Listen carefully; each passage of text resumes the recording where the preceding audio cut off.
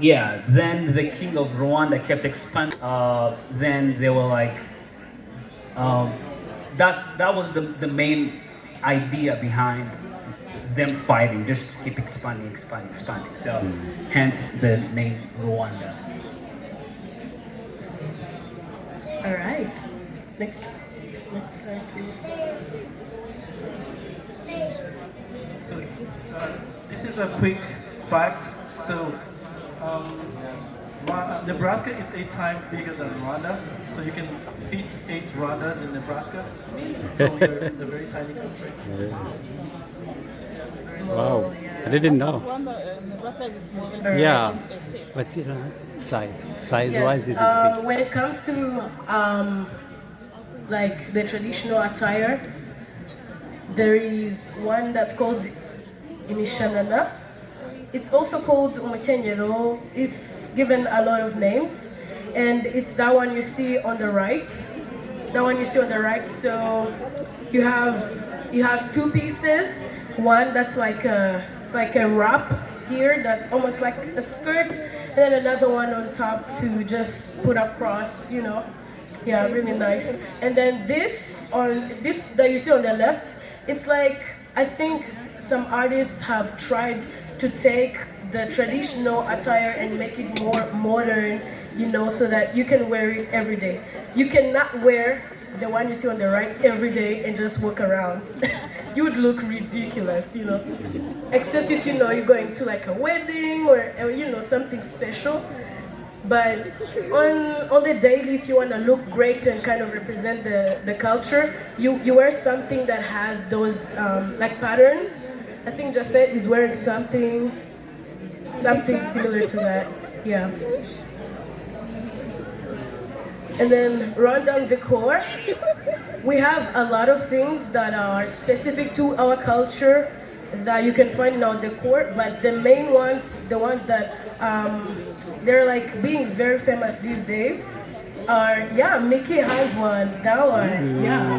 They're like weaved hand woven. That's how they say it. They're called uduseke. Those are baskets or like platters, I don't know. And then in Migongo, those patterns that you see, linear patterns, really beautiful. They used to use them in like back in the days, but now even modern architects are putting them in their designs.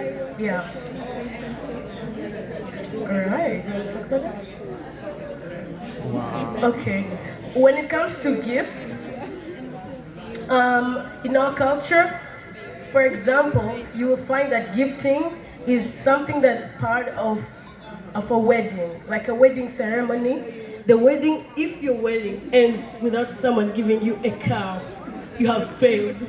Just kidding, just kidding.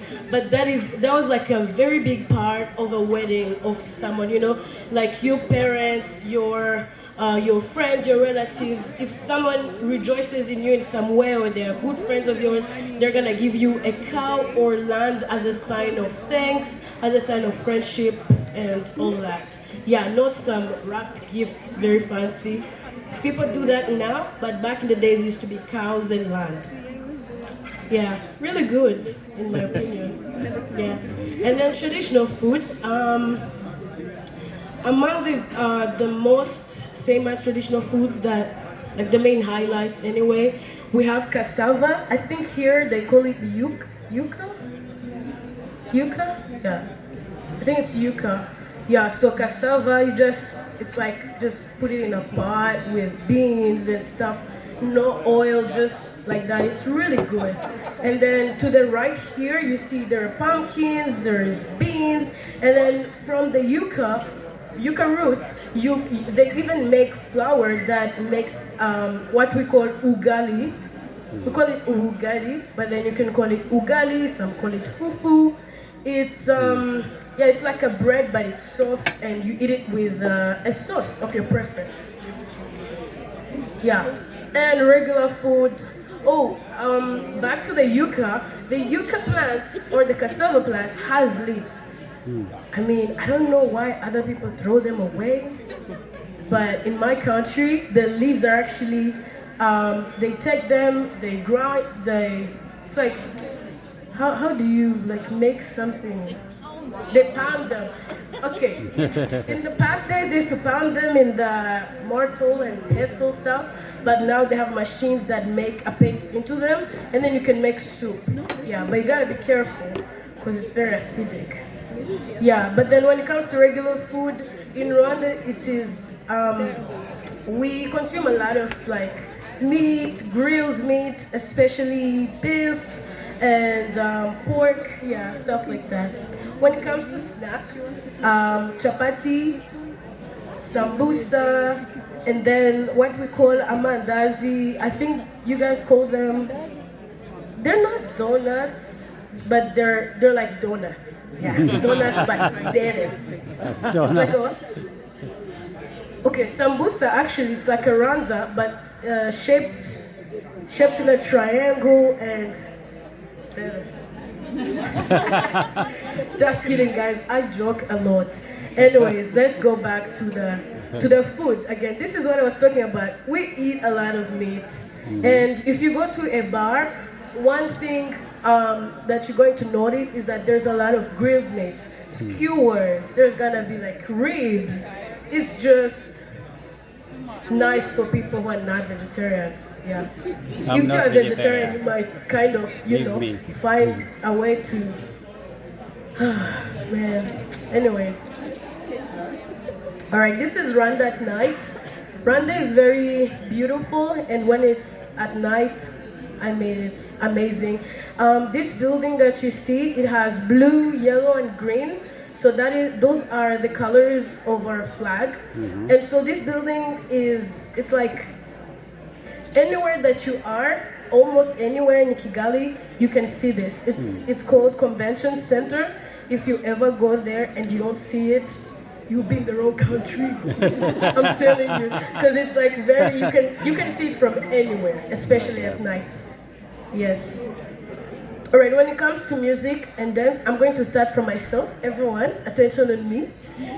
You see this that I'm wearing? It's like a skirt, but has some type of extensions here. Back in the day, they used to wear something called inshabure. I am the illustration. We don't have the picture, but back in the day, it was made from cow hides. Like from cow hides. So the girls would wear something similar to this, but this is it's fake leather, but it was made from cowhide, and in my opinion it kind of looked uncomfortable, but it really looked nice and artistic. Yeah, but when it comes to music and dance, some dancers are actually going to portray that in the dances. They're going to be wearing something similar to this. Maybe some of them still wear actually something made from cow hides. Yeah. So we have on the far left picture, that person is playing an instrument that we call inanga.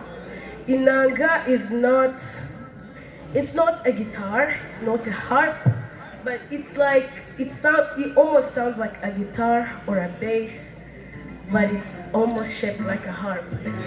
So it's very specific to our culture, I think, and it sounds really good. We might give you like a snippet of how it sounds. The people in the middle, those ones that you're seeing, those are the male dancers. So we call them inore. They wear something that looks almost like a wig, a very fake synthetic wig, but that is called umugara. So their attire is made of that thing in the head because they use it to dance. Yeah? It looks very beautiful when they do it. If I do it, I won't look that good, but yeah, inore. And then the girls, they wear umushanana or umukenyero. The one that I told you has two parts, one here and the almost skirt.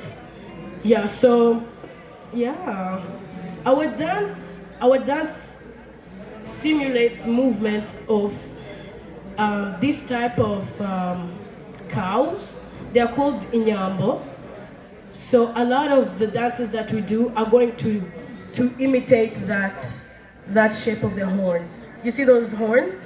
Yeah, those very beautiful horns. So if anyone knows how to dance, their arms should almost look like that, Am I good? Did I do it? Almost? Yeah, maybe I'm not the best dancer. Yeah, but yeah, that's it about our country. Anyone with a question? Okay, you might have a question. That's why I'm actually going to invite you to experience the culture in person.